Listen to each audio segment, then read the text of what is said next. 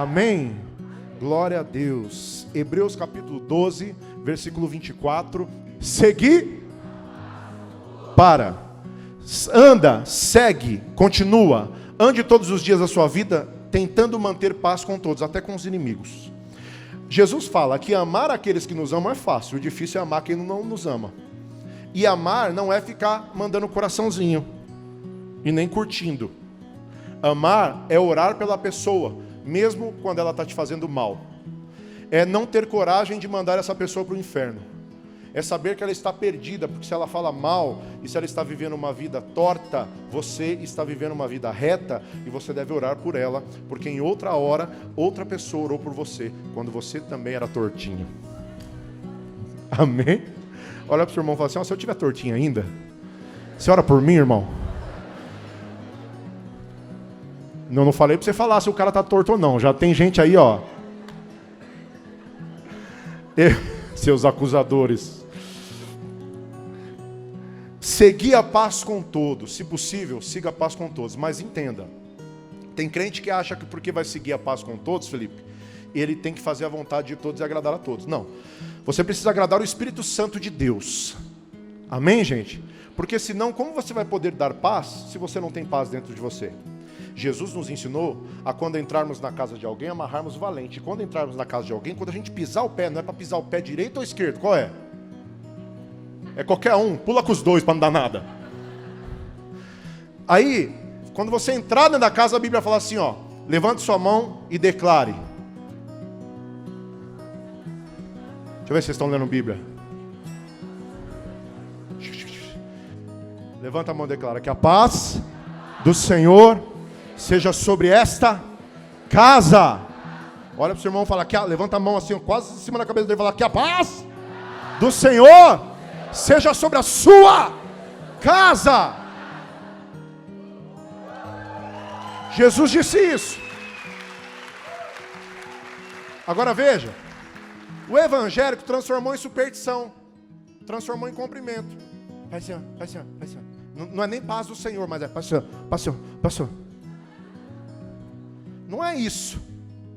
Se existe alguém que pode declarar a paz, somos nós. Nós chegamos na casa e declaramos a paz com autoridade. A Bíblia diz que se você declarar a paz e o cara da casa não aceitar, não receber, não falar, vem em mim que eu estou facinho, eu recebo, amém, aleluia, ô glória, volta para você. Com Jesus você não perde nada, irmão. Amém? Ô bispo, então eu vou desejar que ele nem receba. Não pode, tá? Seguir a paz com todos. E continua, sem. Agora leia inteiro. Seguir a paz com todos. Ninguém. Sem santificação ninguém pode ver a Deus. Sem santificação você não pode ver Deus na sua casa, você não pode ver Deus no seu ministério, no seu trabalho, nos seus filhos. Por quê? Porque você atrai para você a bênção e também para as suas gerações. Então, sem santificação não tem jeito. Repete comigo, sem santificação, nada feito. Vamos ler o 15 junto? Tendo cuidado de que ninguém e de que nenhuma raiz de amargura e por ela, veja, aqui ele está explicando como as pessoas param de se santificar. As pessoas começam a se santificar na vida delas e depois param de se santificar porque ficaram dodóizinhas, raiz de amargura, começaram a ficar chateadinha, começaram a ficar dodói, começaram a pensar assim, ai, mas aquele irmão, ele não é perfeito também, então também vou fazer, o outro também faz errado, também vou fazer. Aí o líder falou tão bravo comigo, fiquei magoado. Aí sai que nem o chá, lembra o chá? Não saiu o assovio. Ele entortava. Tem um monte de crente tortinho. Ele fica pensando na vida dos outros, na santificação dos outros. Você tem que preocupar com a santificação sua. Amém, gente? Porque se você não se santificar, você é que não vai ver a Deus. Quem aqui quer ver a Deus? Deixa eu ver. Então você precisa se santificar para ver Deus na sua vida. Precisa se santificar para ver Deus na vida dos seus filhos. Não existe conversão sem santificação. Precisa começar a se santificar. E nós vamos falar muito a respeito desse tema esse mês, ok? Amém?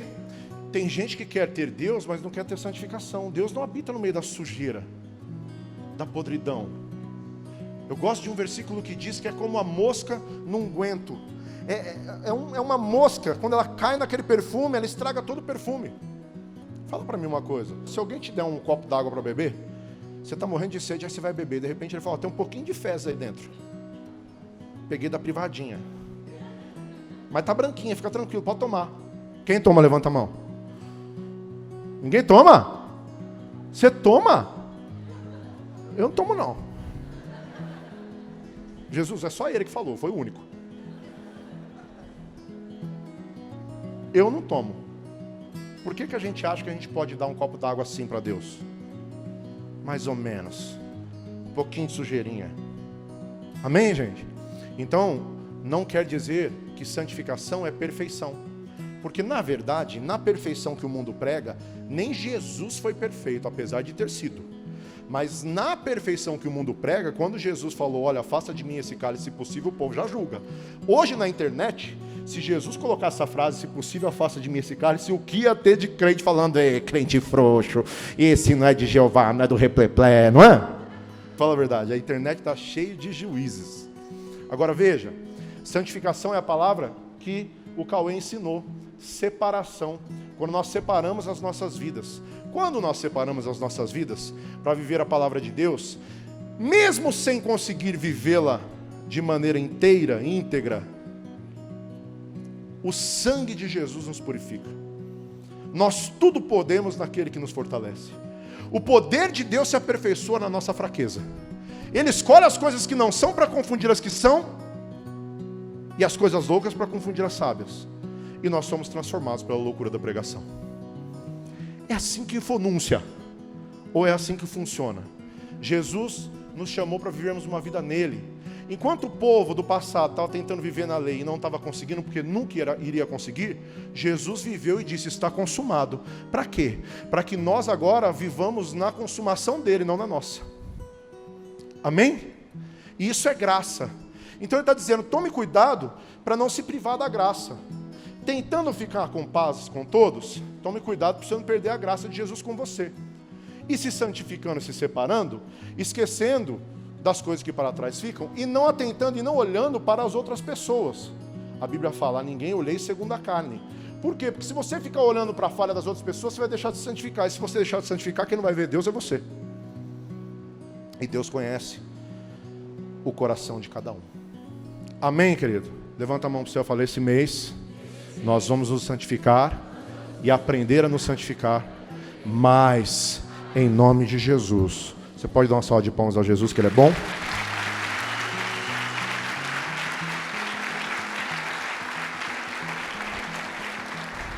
Agora veja, Mateus capítulo 22, versículo 2, partindo desse princípio da santificação, da separação, eu quero ler uma parábola que Jesus contou, muito poderosa, que mudou a minha vida quando eu tive esse entendimento, e eu quero repartir com você. Eu falo ou não falo? Amém. Mateus capítulo 22, versículo 2 diz assim: o reino dos céus é semelhante a um certo rei, que celebrou as bodas de seu filho, e enviou os seus servos a chamar os convidados para as bodas. O que é boda, querido? Casamento, amém? E estes não quiseram. E estes,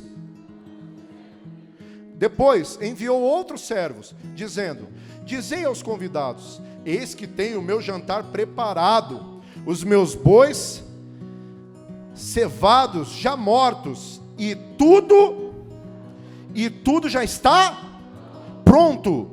Vinde às bodas, venham na festa, gente. Está tudo pronto, está tudo pago, está tudo resolvido, está tudo consumado, está tudo santificado. Venham para a festa. Quando eu vou para o culto?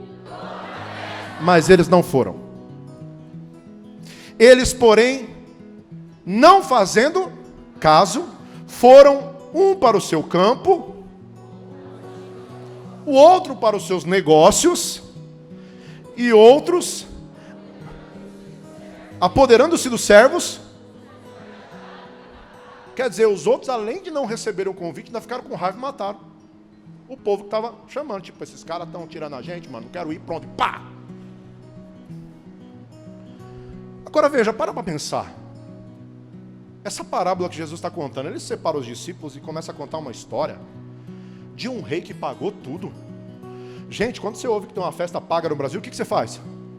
Capota, mas não breca. Vai ou não vai? Hã? Quando a gente era do mundo, vem que a serva é de graça. Como que era? Nem que fosse a pé, ia correndo. Era ou não era? De graça tem injeção? Não. Não era assim, gente? De graça tem injeção da testa. Jesus está contando uma história de uma festa de graça que tinha churrascada, picanhada, tinha presente, tinha dinheiro, tinha guloseimas, tinha bebida, tinha tudo do bom e do melhor, e o povo não quis ir. Aí você já começa a entender o reino do Espírito. É mais ou menos assim quando você chama alguém para a festa, que nós chamamos de culto, porque culto quer dizer prestar homenagem a. Então nós dizemos, quando eu vou para o culto, essa é a nossa frase, eu vou para a festa. Por quê? Porque nós fazemos uma festa para o Senhor, para festejar e comemorar o que nós vivemos para o Senhor durante a semana toda, amém? Agora veja, Jesus os chama, os convida, dá tudo, ele conta desse homem que dá tudo, e o povo começa a dar desculpa. E quem dá desculpa? Olha o que o povo fala, gente. Comprei um campo, Jesus. Estou cheio de trabalho, Jesus, não posso. Estou ganhando dinheiro, Jesus, não posso. Olha, eu tenho coisas para cuidar, Jesus. Tem um até que dá uma desculpa do casamento, eu casei, Jesus. Está cheio de gente que dá desculpa do casamento, né? Eles começam a dar desculpa para Jesus, aliás, para Deus. Aliás, vamos voltar para a parábola, para o dono da festa. Começam a dar desculpa para o funcionário, tem gente que nem dá desculpa, já mata para não falar nada. Eu acho que era tipo em Curitiba. Vou matar para não precisar responder. É tipo o elevador de Curitiba, fala a verdade. Agora, gente, veja. Como acontece um negócio desse? Da mesma forma que acontece quando você convida alguém, ele dá 200 desculpas para vir aqui. A festa está paga? Pelo sangue do Cordeiro. Às vezes você fala até para o cara, eu pago até a janta, o cara não vem. Mas se você convidasse ele para fazer qualquer outro tipo de coisa, ele iria. Porque não existe briga espiritual. Mas sabe por que existe briga espiritual para chegar até aqui onde você está? Para ouvir essa palavra? Porque Satanás sabe que se você ouvir essa palavra, você será liberto e transformado pela loucura da pregação. É assim que funciona.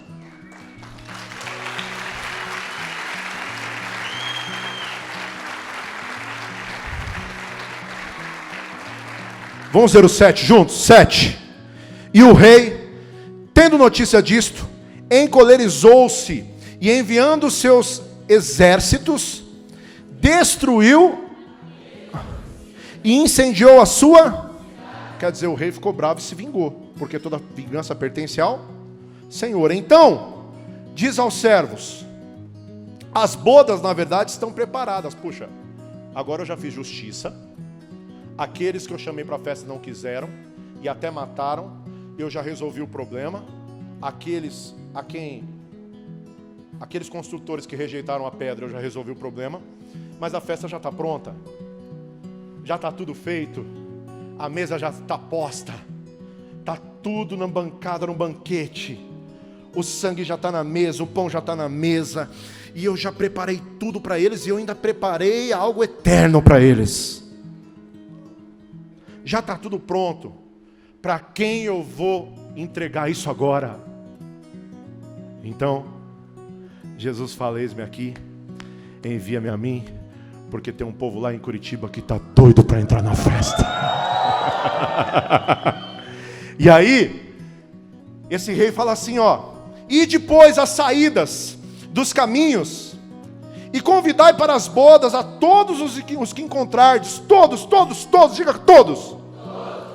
E os servos, saindo pelos caminhos, ajuntaram todos quanto encontraram, tantos maus,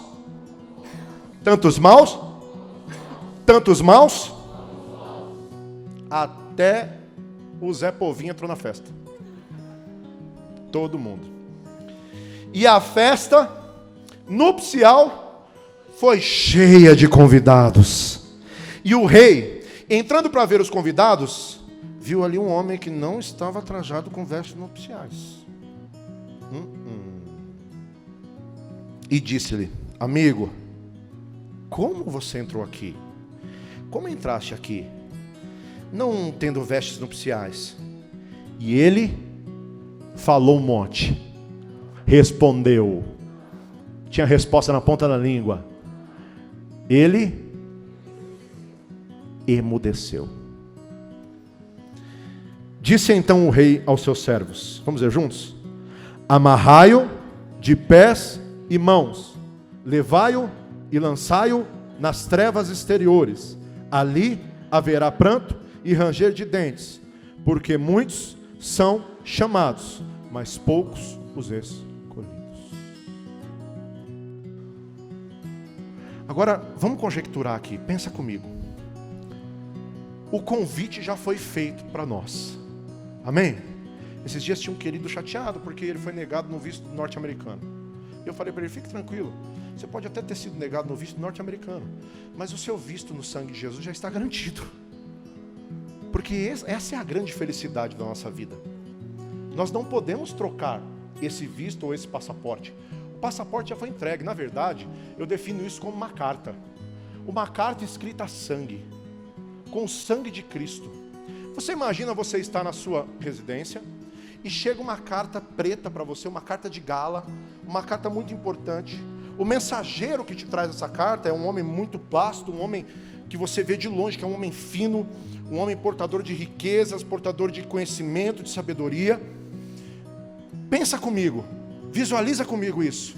E ele chega a você, toca a sua campainha, você sai, às vezes descabelada, às vezes cheirando cebola,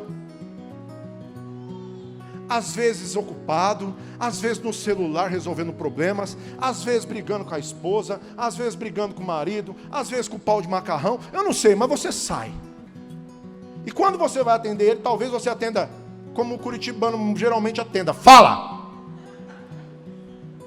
Tem gente que fica bravo comigo quando eu falo isso, mas é verdade, eu vou filmar para te mostrar. Salvo as exceções, amém? Vocês não são assim, né?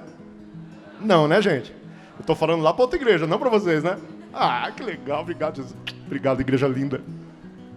Agora veja, e você sai, e na verdade, você como um curitibano muito educado, fala assim, pois não, que posso ajudá-lo? Can I help you? Aí ele te chama pelo nome, fala seu nome bem alto, inteiro. O senhor ou a senhora estão tendo a honra de ser convidados para uma festa do rei, no casamento do seu filho, com a princesa que será a rainha. Como você se portaria? Obrigado, Daê. Valeu. Como? Quem chuta? Me ajuda aí, gente. É interativa a coisa aqui. Hã? Igual a Alissa quando ganha um presente. Como? É nós. Ou você ia ficar emudecido? A gente tem dificuldade de entender essas coisas porque nós não fomos criados numa monarquia. Aliás, nós fomos criados numa bagunça nesse país que transformou a democracia num demônio. E o céu não é democrático, sinto lhe informar. Ele é um reino e existe um rei dos reis, senhor dos senhores.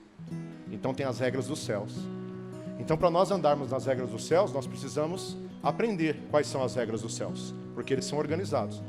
Esses dias falaram, eu não sei até onde é fidedigno, mas que o presidente Trump falou que os céus têm política de portas fechadas, porque ele pensa muito bem em quem coloca para dentro, mas o inferno tem política de porta aberta.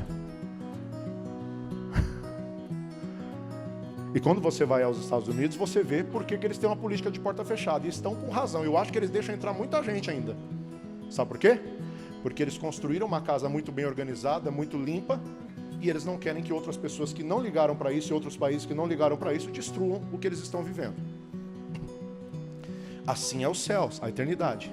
O Senhor construiu novos céus e nova terra de maneira maravilhosa, e Ele não quer que qualquer um entre. Ele quer que entre aqueles que deram valor no convite. E a forma que você recebe o seu convite determina e fala muito a respeito da forma que você vai viver nessa terra. A forma que você recebe e que você entende, pastora Evelyn. A forma que você recebe e que você entende, Cecel, determina muito a forma que você vai viver nessa terra. O discernimento que você tem quando você recebe essa carta, quando você recebe esse convite, as portas, determina e fala muito a respeito da forma que você vai obedecer e viver na sua separação, na sua santidade a Deus. Agora veja, você recebeu um convite desse, aquele súdito que te trouxe o convite, te honrou, se despediu de você, foi embora e você ficou com a sua reação.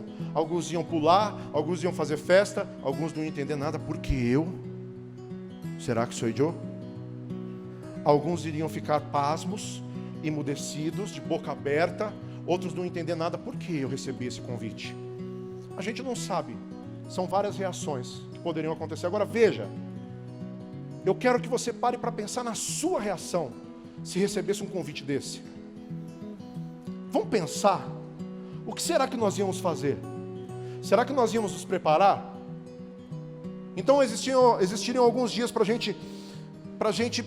nós nos prepararmos para esse convite.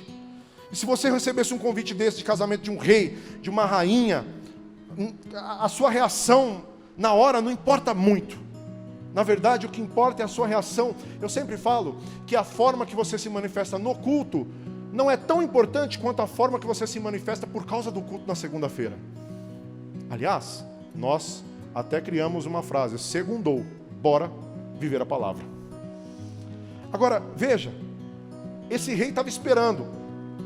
O que será que a gente ia fazer? Era um reino muito distante, então a gente ia começar a tentar aprender a linguagem, porque como eu vou me comunicar com esse povo quando eu chegar lá?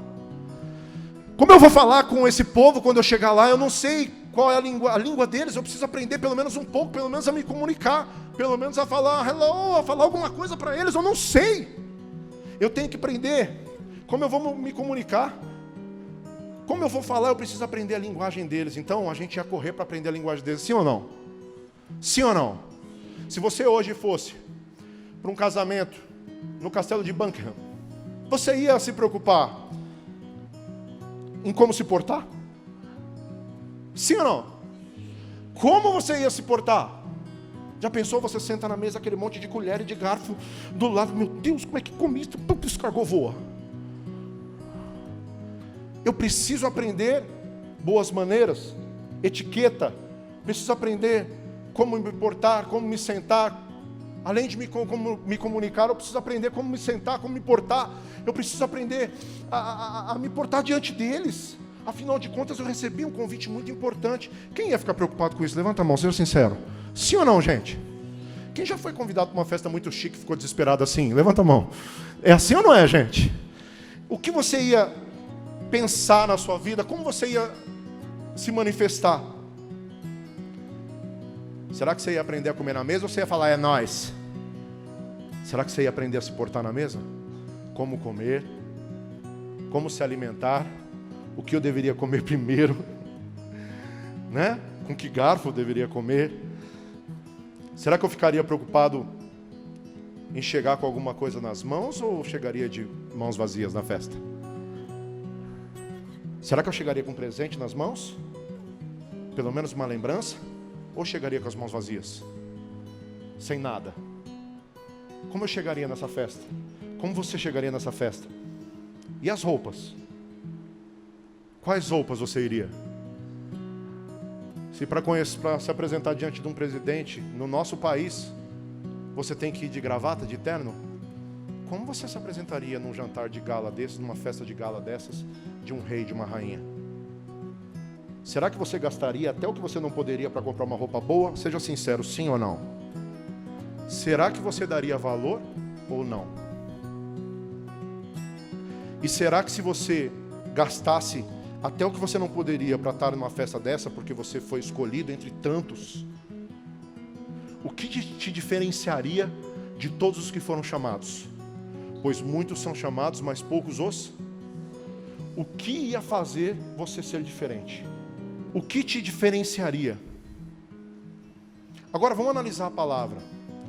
A Bíblia diz que ele resolveu dar esse convite, entregar essa carta de sangue, essa carta poderosa, essa carta, cara, para pessoas que não mereciam. Ele fala, vá nas ruas, nas saídas, busque os maus e os...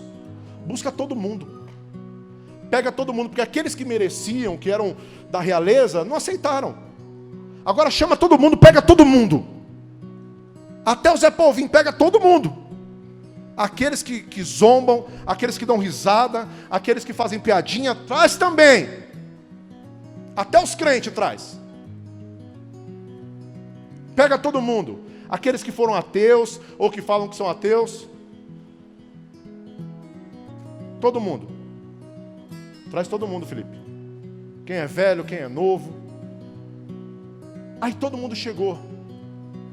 Só que a Bíblia diz que quando esse rei chegou na festa, uma pessoa chamou a atenção dele. Quem foi? Aquele que não tinha se vestido com vestes preparadas para o casamento. Alguns estudiosos dizem, olha, na época, os reis, sempre quando mandavam um convite, também mandavam as roupas. Mas eu acho difícil acreditar que o rei mandou a roupa para todo mundo. Eu acho difícil acreditar que o rei mandou a roupa para todo mundo. Ele falou, pega todo mundo e eu vou dar roupa para todo mundo. Isso não está na Bíblia também. Então tem gente que fala que na verdade esse homem era um penetra. Eu também acho difícil de acreditar. Por causa da conclusão da palavra. Ele diz, muitos são chamados, mas poucos os. Isso quer dizer que aquele homem também foi chamado. Foi convidado. Recebeu o convite. A diferença de um para o outro, ou daquele homem para o resto, é que ele não deu o valor devido ao convite da forma que os outros deram. Ele não se preparou, ele não aprendeu a linguagem, ele não trocou a roupa, como alguns disseram, eu não faria nada. Ele não fez nada. Ele falou, eu vou assim mesmo. Ele não se preparou, ele não quis dar o devido valor, a devida atenção ao nível do convite que ele recebeu. Então, aquele rei chega nele e fala, olha, amarre-o e jogue-o, onde vai ter choro e ranger de dentes. Ou seja, vai para o inferno, porque você recebeu o convite da salvação sem merecer, mas você ficou pensando igual ao mundo, e não se preparou, não se santificou, não se separou, não quis ser diferente. Agora veja, quando nós recebemos esse convite, temos convicção do convite que nós recebemos, do nível da carta que nós recebemos, o próprio Jesus, que morreu por nós, nos convidou para esse casamento, o próprio Deus nos convidou para esse casamento, a gente começa a se preparar. Então o que diferencia o escolhido do chamado? Todos que estão aqui têm chamados, mas existem aqueles que vão se fazer escolhidos.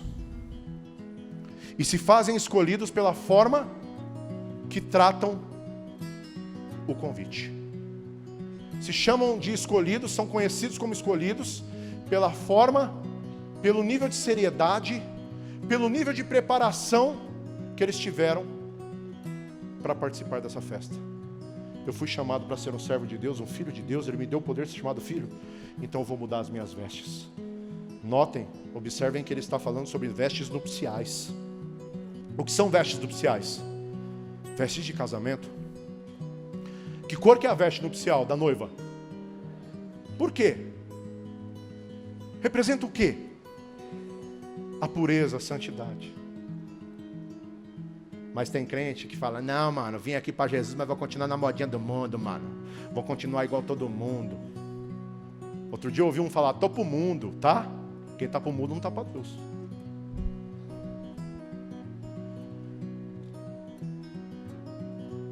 Aquele homem recebeu o convite igual a você, mas ele decidiu ficar igual. Ele não começou a ser transformado.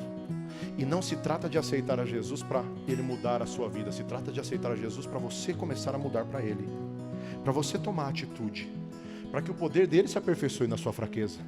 E quando ele passa a perceber que você realmente está tentando trocar as suas vestes pelo valor que você está dando ao convite que você recebeu, a esta carta escrita a sangue, que você realmente recebeu o convite para cear e mesmo sendo indigno, passou a cear e a viver em Cristo com dignidade, porque nós não somos merecedores da salvação, como nós não somos merecedores de cear, mas se eu recebi, eu quero, e eu me preparo. Isso não quer dizer que na preparação você vai acertar em todas as coisas. Quer dizer que quando o dono da festa ver que você está preparando e está mudando as suas vestes, ele vai deixar você permanecer na festa. É muito sério, querido. Tem a ver com a forma que você vive a sua vida depois que você recebe o convite. A forma que você entende que você está estragado para o mundo. Tem a ver com a forma que você começa a ser transformado e a dizer não para as vontades da sua carne, ainda que Deus não tire, porque tem gente que acha que quando vier para Jesus, vai se converter instantaneamente, miojo. Mas não é assim. Nós nos convertemos, estamos nos convertendo e vamos nos converter nesse processo. É processual. Agora veja, o que Jesus quer ver em você? Jesus quer ver que você recebeu com honras essa carta e que você está levando muito a sério e que você está se preparando.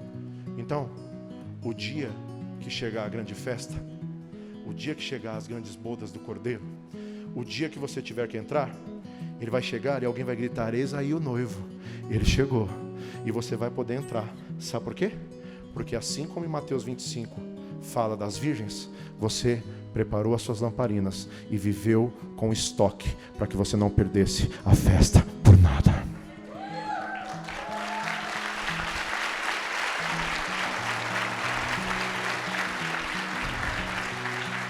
Agora veja, presta atenção. Se você recebeu essa carta, e eu tenho uma boa notícia para você, aliás, a palavra de Deus chama boas novas. Você recebeu essa carta. Enquanto muitos são chamados, você pode decidir ser escolhido.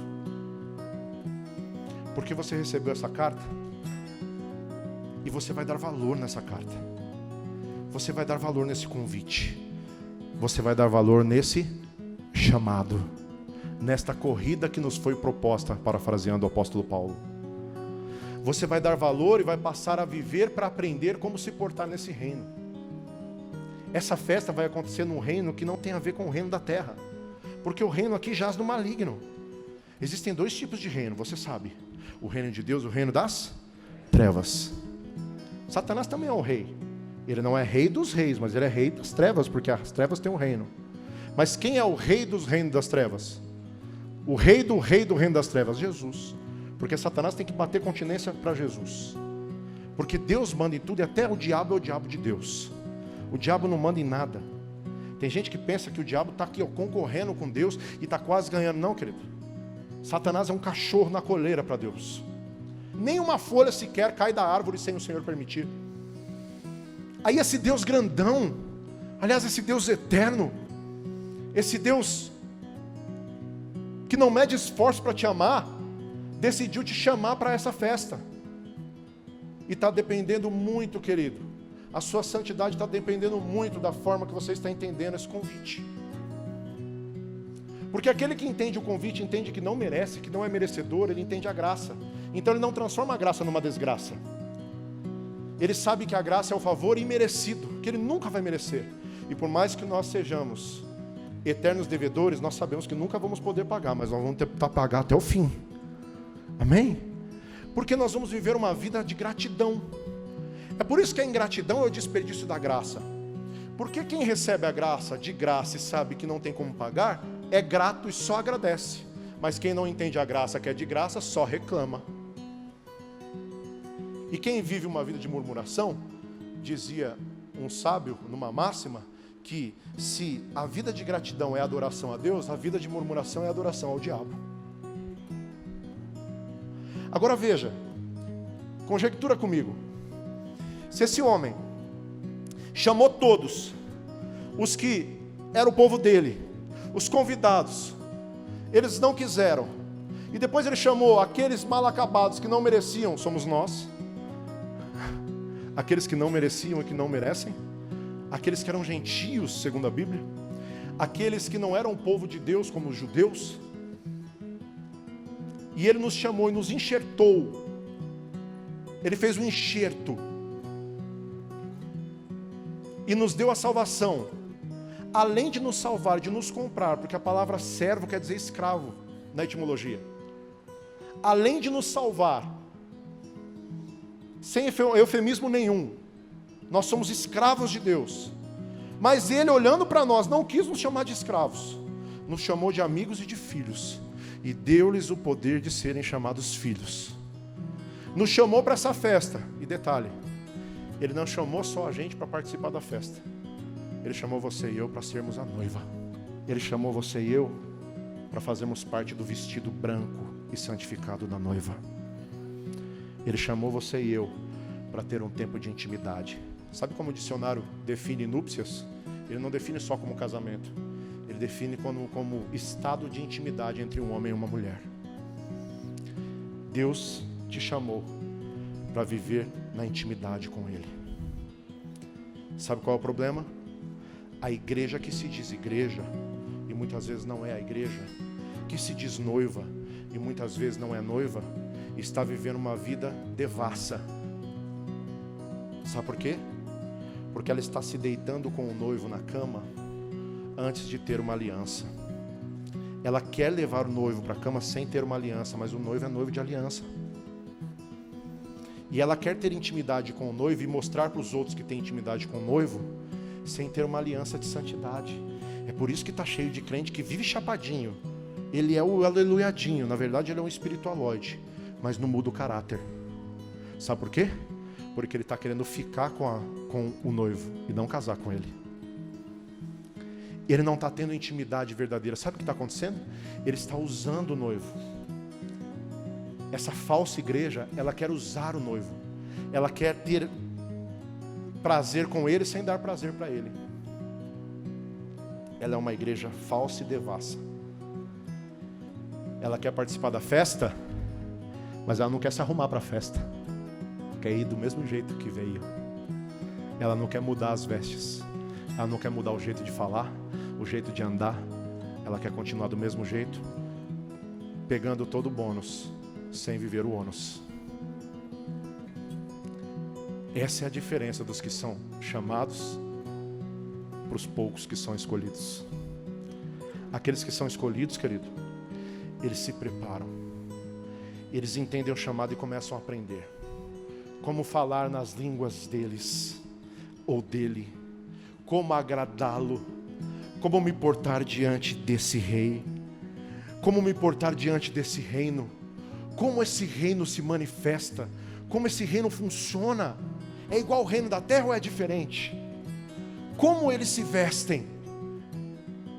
Não precisa de um pastor enfiando o dedo no seu nariz para falar o que você tem ou o que não tem que fazer, ou não tem que fazer. Quem faz parte da noiva, quem faz parte verdadeiramente do reino de Deus, quem verdadeiramente é escolhido, é diferente, age diferente e vive diferente. Vive com santidade, vive como santo. Vive como santo.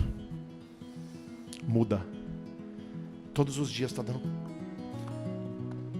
Ontem chegou um querido em mim e falou: bispo, eu e minha família temos nos matado para viver o que o senhor prega. Eu falei: eu também.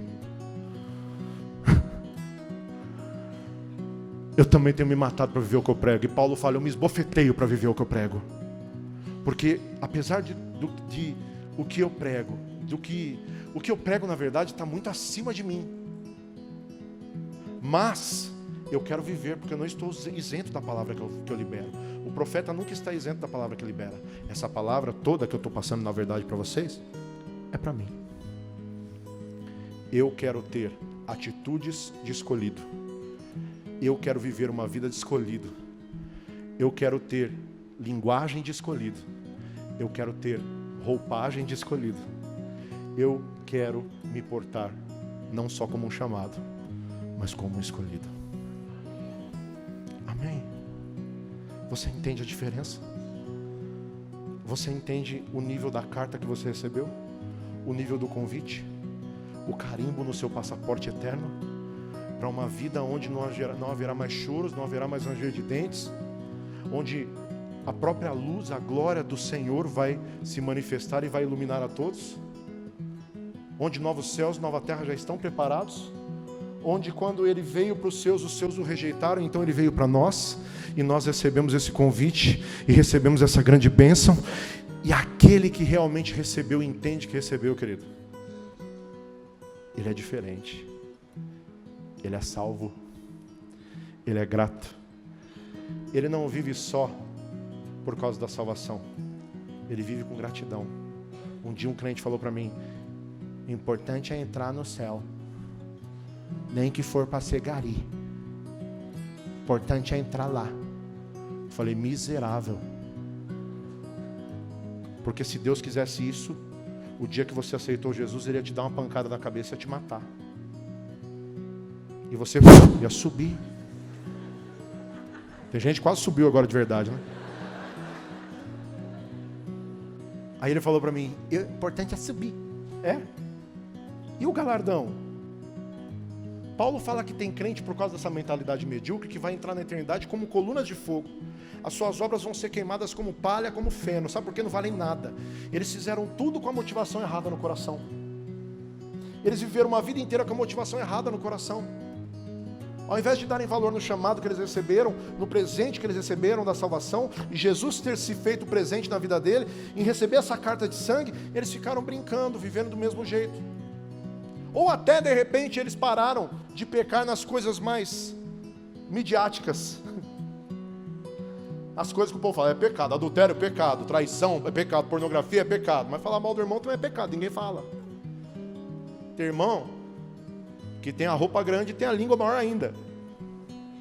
E Tiago definiu, falou: ô coisinha difícil de segurar, né? Agora veja, não muda, continua do mesmo jeito. Traz o mundo para a igreja, verdadeiramente, porque trazer o mundo para a igreja não é você usar um LED. Trazer o mundo para a igreja é trazer os costumes do inferno para dentro da vida de Deus. É não dar valor no que você tem recebido do Senhor. E então, você começa a perder a graça que você recebeu e transformar a graça numa desgraça. Você entende? Você compreende? Então, querido, seja diferente. Se faça diferente. Então tem gente que chega na ceia e olha a ceia, e eu lembro quando eu era moleque, que eu ia para a igreja evangélica, e aí a gente chegava na igreja, e aí um dia a minha avó, que não era batizada, falou: Rafa, guarda um potinho, um pouquinho para mim, que eu estou com vontade. E a hora que ela falou, o pastor passou, fez: shh, você não é batizada, não pode.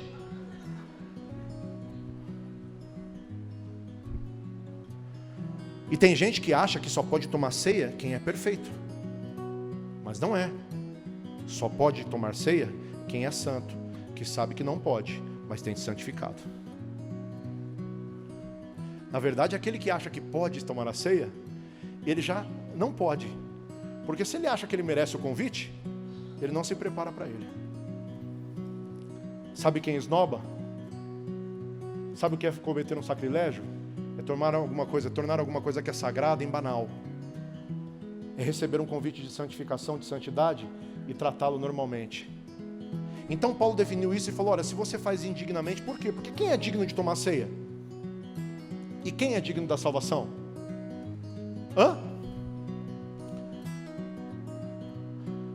Aquele que é digno da salvação, que atira a primeira Bíblia. A Bíblia diz que aquele que diz que não tem pecado é mentiroso. Quem aqui não tem pecado e pode tomar ceia? Atira o primeiro copinho.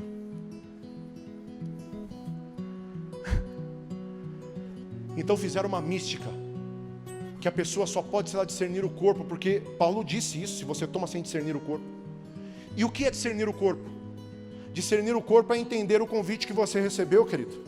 E como foi escrito o convite? Ele foi escrito através do sacrifício de um homem que é Deus, e que fez tudo por você, e que te levou tão a sério, que só está pedindo que você leve ele a sério agora. Então quando você toma do sangue e come do corpo, você está discernindo, porque você sabe o que você está fazendo, e está fazendo com muito respeito e muita dignidade, apesar de não ser digno, e apesar de saber que nunca será. Então, nós somos marcados pela ceia, porque aquele que vive em Cristo se santificando e se separando, todas as vezes que vai tomar a ceia, tem que fechar para balanço. E aí ele pensa, e ele vê, e ele acha um monte de erros nele mesmo. Porque a Bíblia fala, examine se o homem é assim, ou examine o pastor ao homem. Examine se o homem é assim. E aí ele vê que ele tem um monte de erro. Então porque ele tem um monte de erro, ele não toma ceia, amém? Não, ele toma porque ele vê que ele tem um monte de erro e ele quer melhorar. E quem quer melhorar sabe que não pode viver nem no seu sangue, nem no seu corpo. Tem que viver no sangue de Cristo, no sangue do Cordeiro e no corpo do Cordeiro. E aí ele precisa, porque nós não cultuamos, nem buscamos a Deus e nem tomamos a ceia porque nós podemos. Nós o fazemos porque precisamos, necessitamos dele. Aí acabam os juízes. E a gente começa a ter dignidade para cear, a gente começa a ter alegria para cear. A gente começa a entender o que a gente vai fazer. A gente começa a entender que esse momento é um momento santo. Apesar da ceia não ter sido chamada de Santa Ceia na Bíblia, a gente que põe o santo, é um momento santificado, é um momento separado. Porque é um momento onde aqueles que decidiram ser separados e santificados para Deus, estão recebendo o carimbo no seu passaporte e no seu convite, sabendo que essa boda está preparada e que o dono dela está nos esperando para nos servir um novo vinho na eternidade. Então toda vez que eu tomo a ceia, ele diz, fazer isso em memória de mim. Sabe o que ele está dizendo? Toda vez que você tomar a ceia, seja um memorial na sua vida, pá! Seja um carimbo na sua salvação, seja um carimbo para dizer, você é selado, você é chamado, você é escolhido, você é diferente, e por causa disso você está mudando dia após dia, e você está tomando do meu sangue e comendo do meu corpo porque você quer mudar mais. Então o dia da festa vai chegar, nós vamos entrar dentro dessa boda, vamos entrar dentro desse casamento, vamos ser chamados e vamos ser escolhidos, vamos participar dessa grande festa que o Senhor tem nos preparado, e então nós seremos perfeitos. Sabe por quê? Olha o que a Bíblia diz, até que todos nós sejamos unidade da fé e estatura do varão perfeito. Sabe quando a noiva verdadeira será a estatura do varão perfeito? Quando ela entrar em intimidade com ele e se tornar um. Então ela se casa e vai para as núpcias e se torna um. Então ela se torna estatura de varão perfeito. Sabe o que acontece quando os dois se tornam um? Gera frutos. Uma igreja santa e imaculada, verdadeira, que vai viver a eternidade do Pai, num mundo sem mentiras e sem sujeira, sem erros, onde toda a paz irá reinar. É por isso que Jesus te chamou. É por isso que Ele te deu essa carta. É por isso que Ele te entregou esse convite da salvação. E quem diz eu não vou cear, é porque acha que não está podendo. Então quer dizer que ela acha que um dia ela pôde. Nós sabemos que nós nunca merecemos. E nunca vamos merecer. Mas sabemos que nós sempre precisamos, sempre precisaremos, até que todos nós sejamos unidade da fé e estatura de varão perfeito. O santo não é perfeito, mas busca se tornar um com aquele que é perfeito. Sabe que a Bíblia diz, e que o Espírito me ensinou, que o Senhor sela o livro dizendo, o Espírito e a noiva dizem, vem. Todo aquele que vive verdadeiramente se santificando, se separando, ama a volta de Jesus, espera, aguarda ansiosamente a volta de Jesus, e tem o Espírito Santo nele. Então ele, enquanto não se torna um com o próprio Cristo, o corpo, ele toma um pedaço do corpo e toma do sangue, para ir fazendo um memorial, para ir sendo um preventivo, para ir fazendo um memorial até que um dia ele se torne um. E sabe quem sela isso? Aquele que ainda não está como corpo, que é o Espírito que está aqui, que vem e sela neste corpo e neste sangue, para que um dia você se torne um. E esse Espírito que te sela, ele te ensina e coloca dentro do seu coração o desejo da eternidade. Então você passa a perder o brilho por esse mundo e começa a dizer: ora vem, Maranata, ora vem, Maranata, ora vem, Maranata, ora vem, Senhor Jesus. Porque o Espírito e a noiva dizem: vem. Sabe o que acontece? Está cheio de crente, quando fala na volta de Jesus, ele fala assim, aleluia, mas ele está morrendo de medo. Sabe por quê? Porque ele não se santificou. Não é por mérito, é por decisão de separação. Quando nós decidimos nos separar, ele sela, e através da graça dele, nós podemos esperar essa vida eterna no Senhor. É por isso que você é convidado para cear. É por isso que ele fala: todo aquele que é meu, faça isso em memória de mim. Ou você acha que aqueles que cearam na mesa com ele eram perfeitos? Você não acha estranho um cara que cortava a orelha do outro cear com ele? O outro que era cobrador de impostos? Mas todos eles estavam deixando as antigas práticas, cada dia mais. Então ele olha para Pedro e diz: Pedro, o dia que você se converter, Pedro. Então ele olha para você e fala: o dia que você se converter, vai ser top, irmão. Mas enquanto você não se converte, permaneça em santidade, se separando para mim, porque o resto eu faço. Ele te chamou. Ele te convidou. Ele pagou o seu convite, o seu passaporte. E todas as vezes que você ceia, você recebe o carimbo do visto. A liberação para entrar na eternidade. Aquela que você não sabe se você vai entrar daqui a pouco ou vai esperar ele voltar. Mas você vive todos os dias aguardando, porque o Espírito e a noiva dizem: vem. Amém. Vamos cear?